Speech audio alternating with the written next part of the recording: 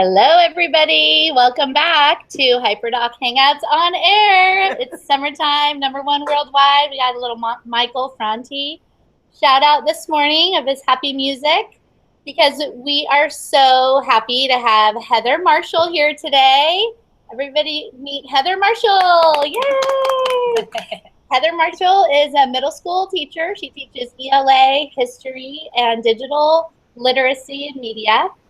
And you might know her from her Twitter handle, Miss Marshall CMS, or from her website blog, Middle School Minds.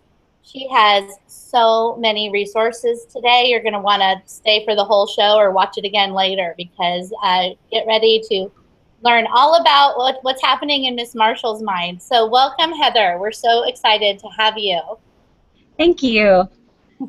So we're here today, and we're going to be talking to you about everything, but let's just start off with, can you tell us a little bit about your middle school classroom and the technology that you had in it in the beginning of the school year and what you have now? Sure. In the fall, I went to the Fall Q, and I saw Lisa there presenting on HyperDocs, and I thought, oh, this is so awesome. I want to do this. And I didn't have computers in my classroom at that time.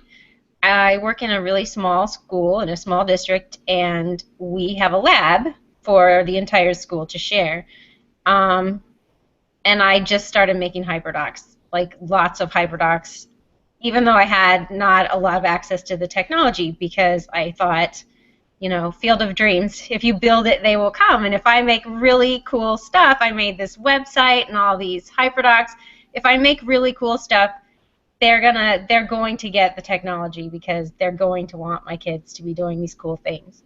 And slowly we started getting more technology this year, and we got a tub of Chromebooks to share for the school. And then I did a donors choose, and I got 10 for my classroom, so I don't have to share.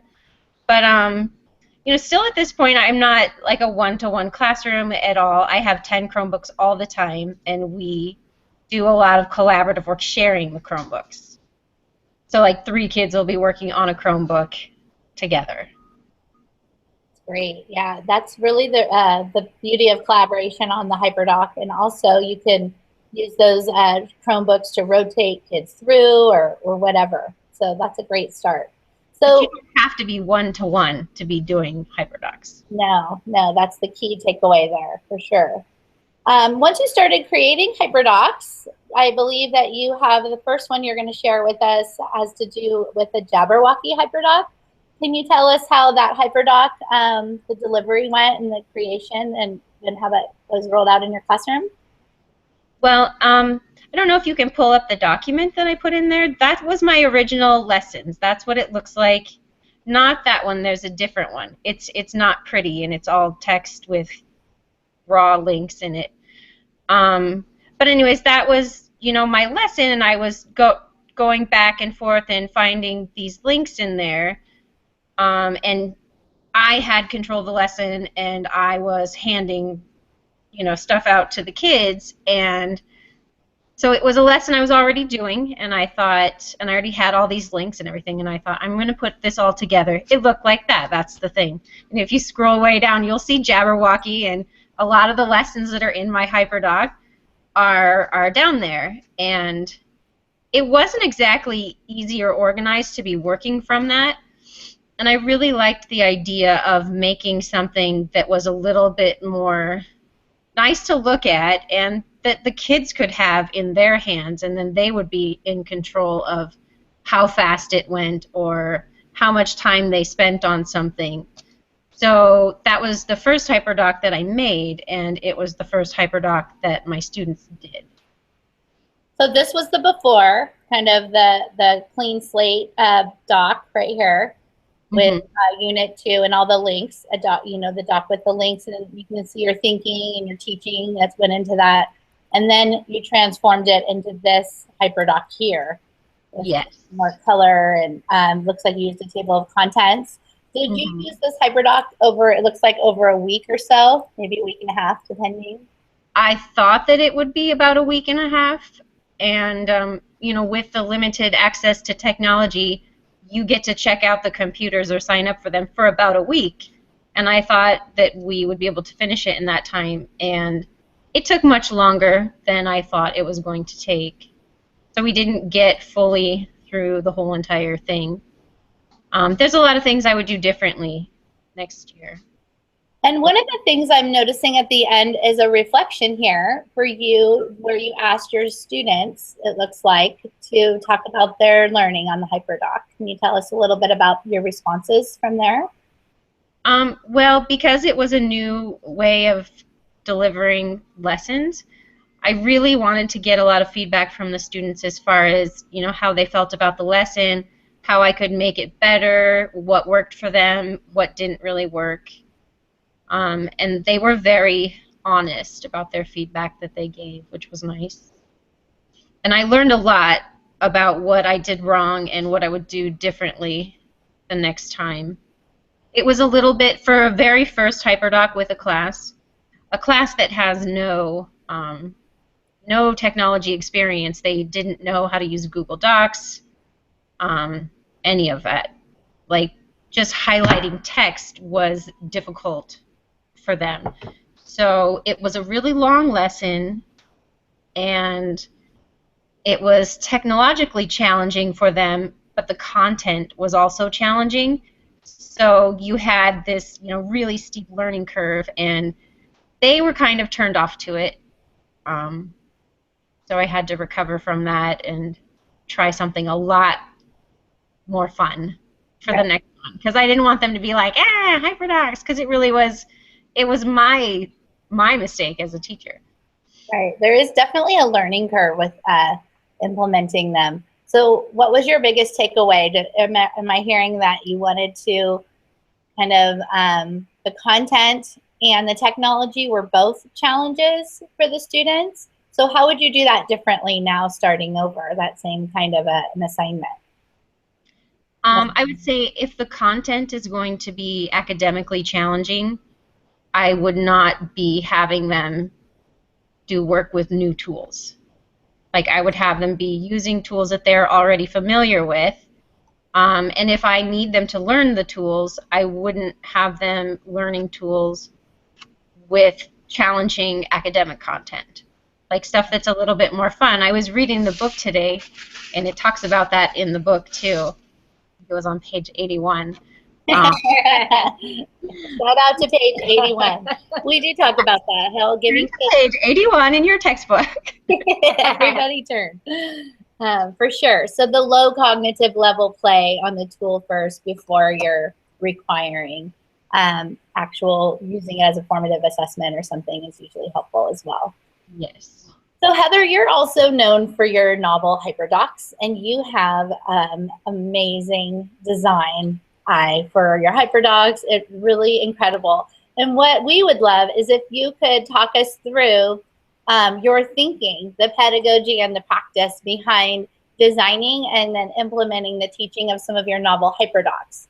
So which, I have a few open here. I was thinking we have your template kind of to start with, and then maybe go from there. What do you think? Where do you want to start? That's fine. Okay. Whatever you have. Okay, so we'll go here to Heather's HyperDoc a novel and kind of what it looks like and what her thinking is in creating them. So this week I've been working on a little project for Charlie and the Chocolate Factory. And as I was making it, I had a separate document open, like side by side, where I was kind of recording what I was doing as I was doing it, because people keep asking, you know, how I do it. So I thought I would record what I was doing as I was doing it. So that's kind of what that little set, it's a little tiny set of slides is. It started out as a document in, I think it was Microsoft Word, really old. And it's just like a little mini HyperDoc. It's not like a whole novel thing or anything.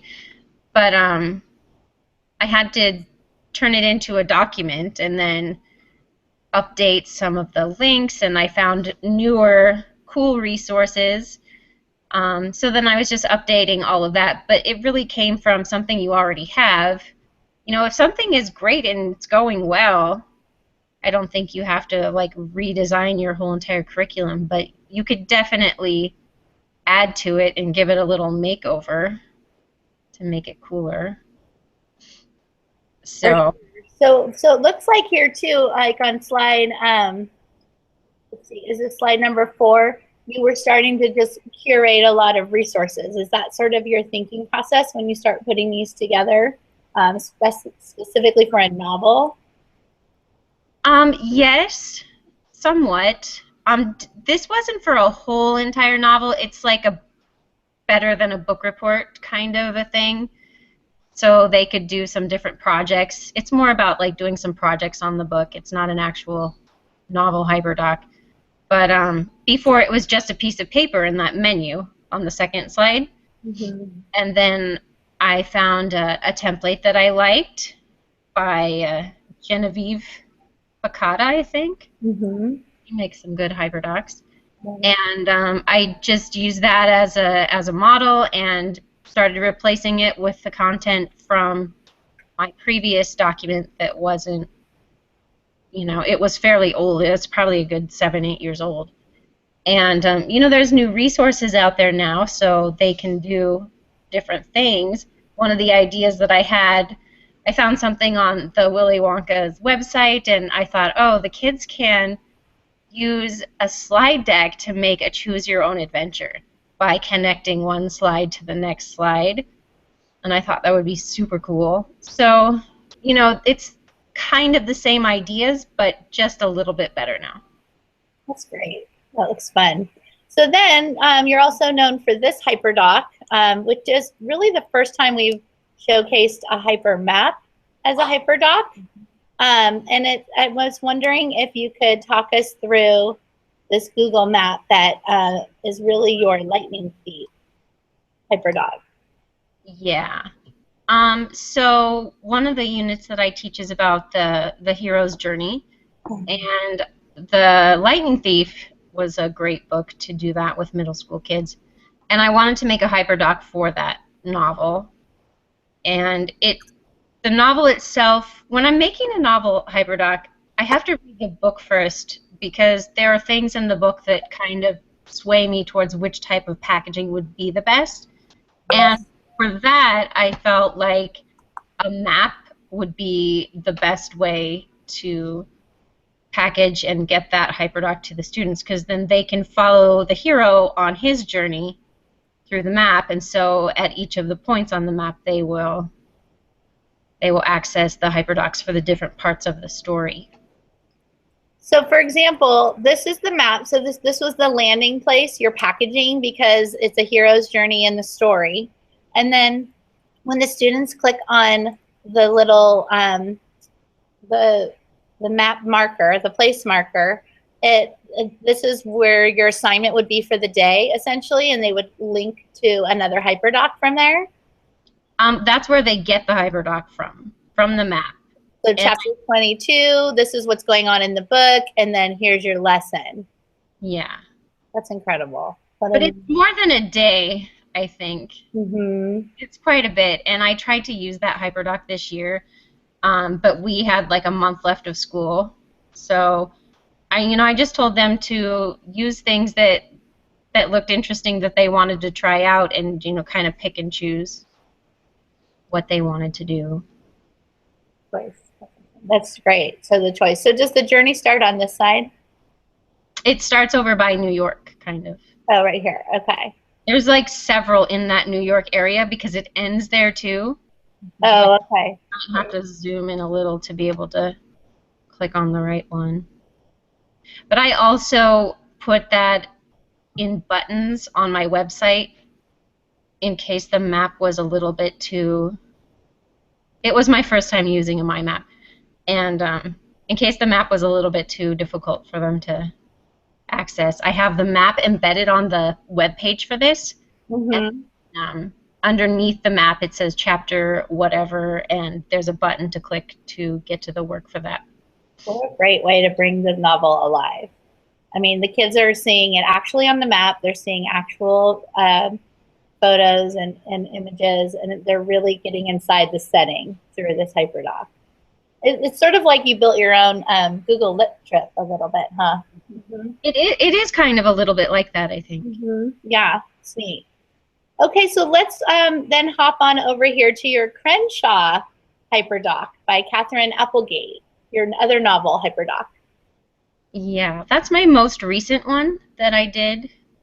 I really liked the book a lot.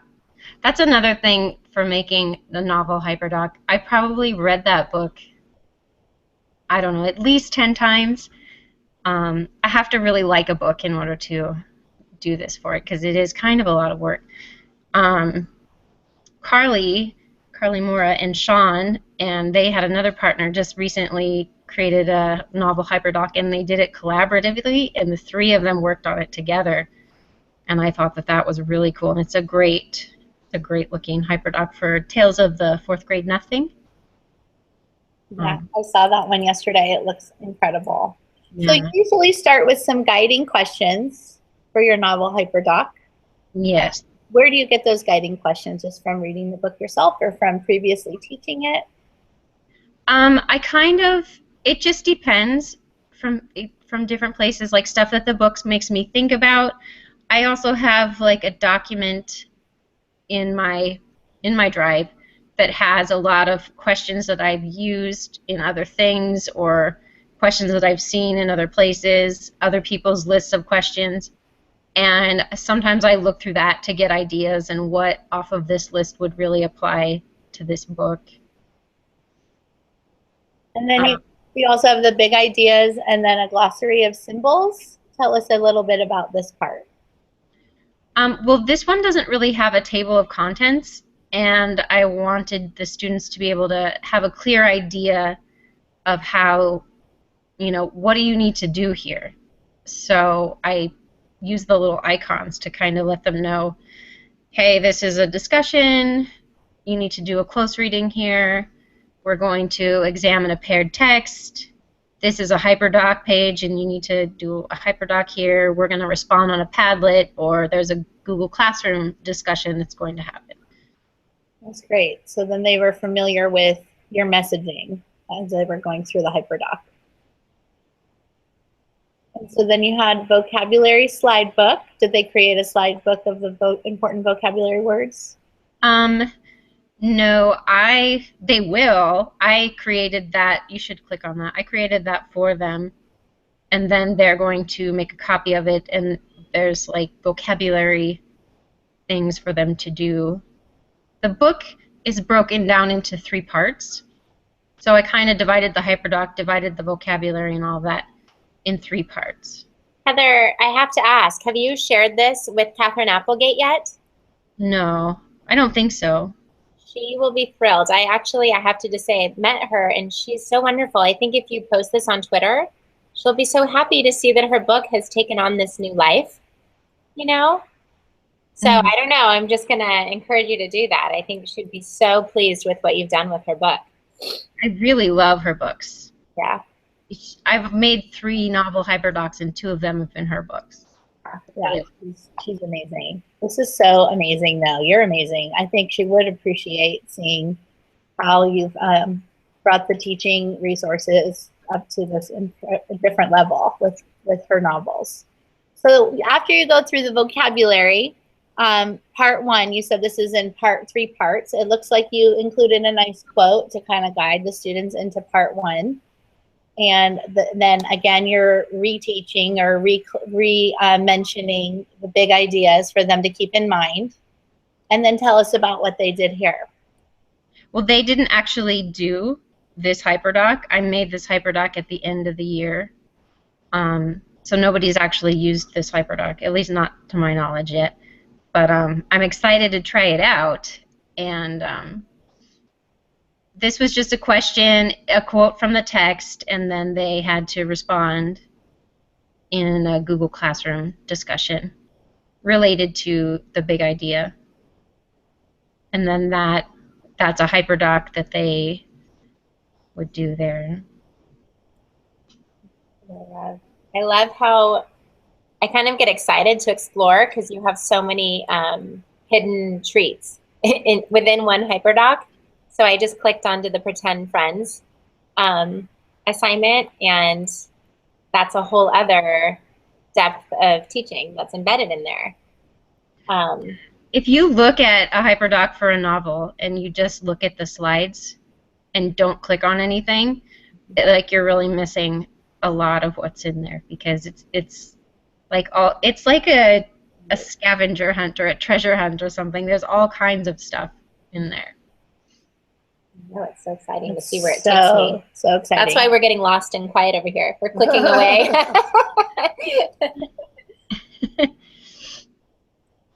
Okay, so then why don't we hop on over from Crenshaw to the one and only Ivan, another favorite of Catherine Applegate's HyperDocs. Can you talk us through this one?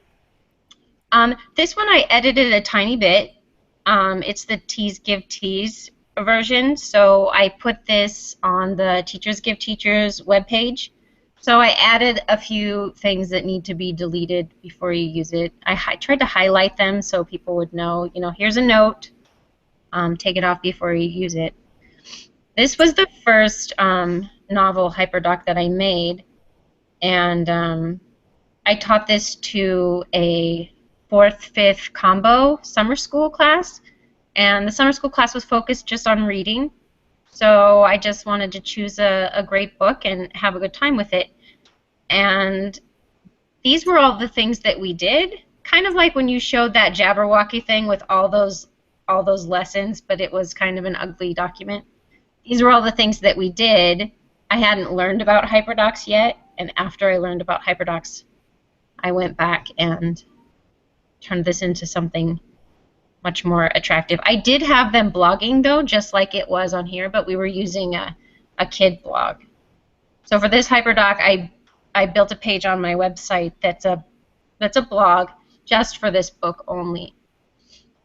So all those little post here things connect to that blogging page for them to just respond. And one of the things that makes HyperDocs transformative instruction is when you have students connecting outside of their classroom. So I also like this HyperDoc because you had a Google Hangout in the beginning, it looks like. Did you guys participate in the Hangout? Or is that one part that you had taken out?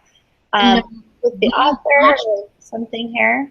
Yeah, we watched that Hangout, but it had already been recorded. Mm-hmm. So we just watched it, and we talked about it, and we took notes on some of the differences between the real Ivan and the storybook Ivan. And then certainly connecting with each other through blogging and commenting on each other's blogs. It's a great way to get the kids connecting using a HyperDoc. It is, and I feel like they do better work. We used to do a lot of stuff in notebooks, like composition books, and I would take the notebooks home and read them, maybe once a month. I'm being generous. I wasn't the greatest about reading and responding in their notebooks. Sure. And so using HyperDocs has really changed that, because they don't have to wait for, a month later for me to take a cart full of notebooks home and get around to responding. Everybody is responding to them, not just me. And they tend to care more about what their friends say about what they've done anyways. So, and I learn a lot by seeing what they say to each other. Yeah, that's so awesome. It's so great. And I know you directly taught them how to comment on blogs with another HyperDoc, because it's another skill that students need to be taught directly. So I believe, maybe you can talk a little bit about how you promote digital citizenship in your classroom around commenting, and how you use this HyperDoc in order to promote that. In this HyperDoc, we were doing a paper blogging activity. So, and like I said, I have 10 Chromebooks. So I had the Chromebooks out around the classroom, and big pieces of butcher paper with blog posts that they had written. They had done the blog posts in their documents, and I printed them out, and then I gave them all kinds of Post-it notes, cute ones with little Facebook icons on them and stuff for them to leave likes and comments and all that. But the big idea here was for them to be looking at the comments themselves and making better comments, comments that grow the conversation rather than social comments. And what I love about this is it's really the blended learning. They wrote on paper and then you were teaching them directly, which a lot of people are afraid sometimes, I think, to get online with their students, and because of digital citizenship issues. But it's just like everything else that we teach in our classrooms. It's direct instruction, helping them, really giving them the skills and the tools in order to be digital citizens online. It's a great HyperDoc. I know there's another couple ones on here I really want to make sure we get to. The Mystery of Ancient Egypt and Who Would Win HyperDoc, which are both highlighted in one of your blog posts. Can you talk to us about those two HyperDocs as well? Sure. The blog post was about the worst prezzo ever, which was a lesson I had heard about. John Carippo had, it was a YouTube video or something I had seen about it, and we had done the Who Would Win HyperDoc. That was one of the first ones we had done in history, and their final task was a presentation, and their presentations, like I said before, they're very new to technology, and their presentations, the slides were hard to read. They had way too much text. The students were reading the slides with their back to the class when they presented.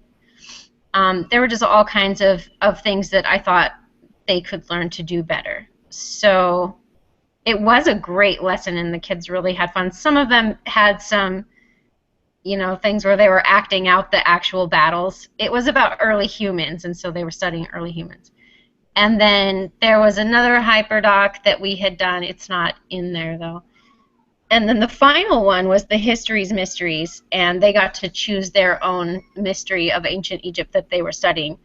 And about halfway through that HyperDoc, I started noticing, based on what the kids were doing, that it was highly likely that I was going to sit through another 30-some presentations where kids were reading bad slides in front of the class. And so halfway through, I changed that HyperDoc, and I added in a little side quest about the worst prezzo ever. Where can I find that part? Is it linked on this HyperDoc here? I think if you scroll up a little bit, if you click on any of those images to go to, because each one of those images goes to a HyperDoc. There's like 6 HyperDocs in that HyperDoc. the incredibly multi-layered HyperDocs of Heather Marshall. That'll be your book title. But if you go down a little bit farther, keep going. Day 4, detour. Oh, do you see where it said detour up there? Oh, yes. Okay. So I added that in. That wasn't in my original HyperDoc that I had them doing. I added that in halfway through the lesson, and their presentations were so much better. So I was really, really happy about that. And then at the end of all this, it was the end of the semester, and I had them do a reflection where they looked at their 3 presentations that they had done this year from their Google Drive, and I had reflection questions. I think there's an image of it in the blog post. I had reflection questions for them to respond to, and they wrote me a little essay where they were reflecting on their progress. And it was the stuff that they were saying was really, really good. I think there's a quote in the document. It's in the blog post too. I don't remember the exact what the student said, but it was just great. And that was, for me, that was a big moment. Like, I'm doing something good here, and this is working. Absolutely. And really, because it's beyond the HyperDoc. It's the really incredible instruction that you provided for your students. Direct instruction when needed, being responsive to what's happening in the classroom. responsive to their thinking. Is this the blog post that you're referring to where one of the students' reflection was really powerful? It is. Where can we find, do you know where we can maybe? Scroll down a little bit further. There should be a bunch of quotes from the students in there somewhere. Okay. Oh, there. So where it says, I have learned many things this year about making presentations. In 5th grade, I did not even know how to make a PowerPoint or slides presentation. I also didn't know how to access Google Docs and Google Slides. I have learned so much this year, and I hope to carry these new learnings with me for the rest of my life. I think that all of this stuff is really useful and that I can learn many things from it. Ever since this year started, my whole learning environment changed, and it helped me tremendously to improve my work. Wow. Yeah, I was like, oh, that's so good. Wow. That makes me so happy. We are just so thrilled to, thank you for sharing your story, but more importantly, thank you for being such a reflective teacher and teaching HyperDocs in such an effective way. Clearly, your students' words kind of say it all there on that blog post, and I'm sure there's many more saying the same thing. Sarah or Lisa, do you have any questions for Heather that you want to? I just wanted to share that, Heather, you are so amazing at sharing all that you're doing and collaborating with people and talking to people. I've put your Twitter handle out there. I encourage you to follow Heather. She's always putting her stuff out and talk about it together. Also, if you ever need ideas, creative ideas, I know I personally will go to Heather's HyperDocs just to get a little nugget, a little creative nugget from time to time. So the way that you weave things in, and I'm always like catching one little new thing to try. So I want to thank you for that and just encourage other teachers to do the same. Learn from each other, get creative ideas from each other, because that's really what makes us continue to grow on the process of creating these HyperDocs over and over again. For sure. And definitely after looking through, again, all of your HyperDocs, don't forget when you're exploring Heather's resources out there that you actually click on all those images and links, because there's lots of buried treasures in Heather's HyperDocs. There really is. If you want to learn more about HyperDocs, we are teaching an online course this summer, and Heather is going to be presenting this summer at the California GAF Summit on her novel HyperDocs. Heather will be there the first weekend. Be sure to check out her session because you'll get to meet her in person and hear all of her amazing ideas.